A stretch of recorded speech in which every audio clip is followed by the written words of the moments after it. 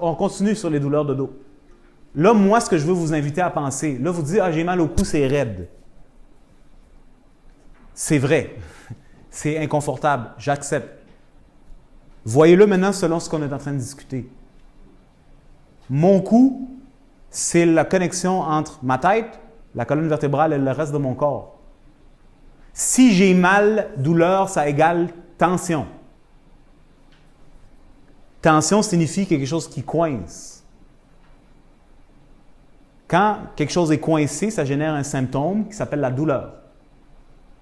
Ah ben oui, j'ai mal au cou, c'est raide. Attends, pense-y. Tout le sang qui doit monter à mon cerveau passe par... Ça ne fait pas comme ça, là. OK? Ça ne fait pas ça encore. Ça passe direct par le cou, comme le petit dessin que je vous ai montré. C'est juste très basiquement. Nous, un autre avec les muscles du cou. Donc, quand je pense maintenant à raideur dans le cou, moi, personnellement, je vous partage comment moi je le vis. C'est comme, j'ai une perte d'efficacité. Mon brain peut fonctionner mieux. Donc, tout le monde ici, vous êtes des gens extraordinaires. Imaginez si vous pouvez être encore plus extraordinaire. Qui ici ne voudrait pas être plus extraordinaire? Vous êtes tous modestes. Parfait. Moi, j'aimerais ça être plus extraordinaire. Il y a toutes sortes de stratégies qu'on essaie de développer pour être plus extraordinaire. Et des fois, c'est aussi simple que, ouais, mais tu n'as pas pensé que si la machine fonctionnait bien, tu serais plus extraordinaire? Peut-être qu'être extraordinaire, c'est ta nature. Peut-être que ton extraordinarisme est limité par les tensions qui bloquent le fonctionnement optimal de ton système nerveux, de tes artères, de tes veines, de ton système lymphatique et ainsi de suite. C'est super simple. C'est pour ça que je prends le temps de vous le dire, parce que quand on y pense, c'est comme, ouais, je comprends ce qu'il veut dire. Non, je veux comprendre ma douleur. C'est comme, ben oui, tu as mal parce que c'est usé. 1. 2, ça ne circule pas. 3, regardez ça, c'est de la musculature profonde. Il y a des gros muscles superficiels là, comme le trapèze et ainsi de suite, mais ça, c'est les muscles qui s'assurent que le cou, on est dans la nuque ici, tout le monde suit, est capable de vraiment faire des micro-mouvements puis être stable. Donc, si tu reçois un impact, c'est ces muscles-là qui vont, quand tu as un whiplash, c'est ces muscles-là qui vont réagir en premier parce que leur job, c'est s'assurer que ta tête ne revole pas à l'autre bout du monde. C'est ça qui va s'activer et se tendre. On a des muscles superficiels aussi, qui ont d'autres jobs et d'autres fonctions, puis tout ça, ça fonctionne super harmonieusement. Qu'est-ce qui se passe? C'est moi qui ai fait ça? Ça a fait ça tout seul? OK. Regardez, très souvent, lorsqu'on aura une douleur dans la nuque ou dans le cou, ben, c'est qu'au niveau ici, tu auras des raideurs musculaires. Alors là, généralement, les gens vont essayer de trouver des stratégies pour détendre les muscles qui génèrent la tension. Right? Moi, je veux pousser ça plus loin avec vous autres. Pourquoi le muscle est tendu?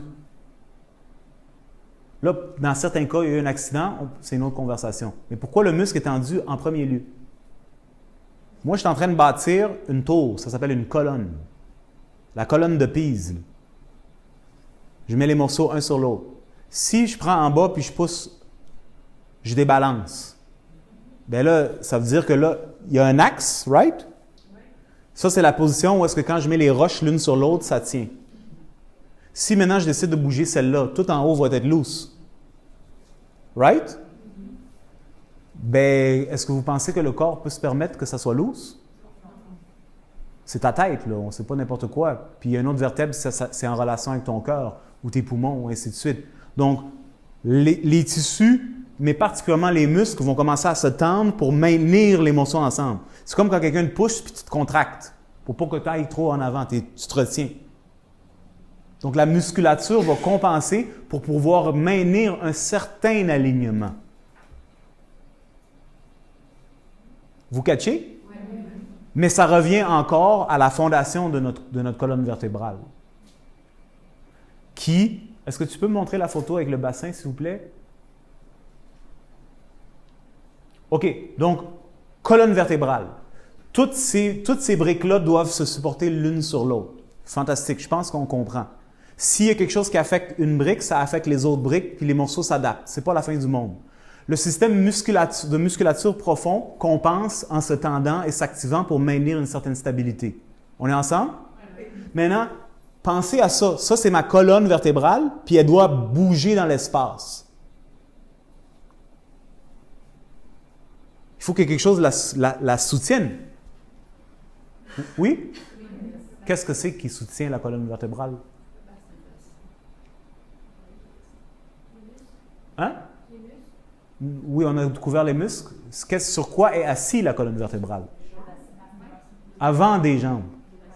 C'est le bassin, regardez. Ça, c'est mon ami, c'est la même chose qu'ici. J'ai ma colonne vertébrale. Et ça, c'est mon bassin. Ça, on appelle un os iliaque. Ça, c'est notre os iliaque. C'est ça ici. On appelle ça un bassin. Pourquoi? Parce que c'est la base. Toute ma colonne vertébrale, qui monte jusqu'à ma tête, est déposée ou est censée être déposée sur le bassin. Et le bassin, maintenant, est en relation avec les membres inférieurs, gauche, droite, à travers deux os qu'on appelle les fémurs. Est-ce que vous voyez ce que je veux dire?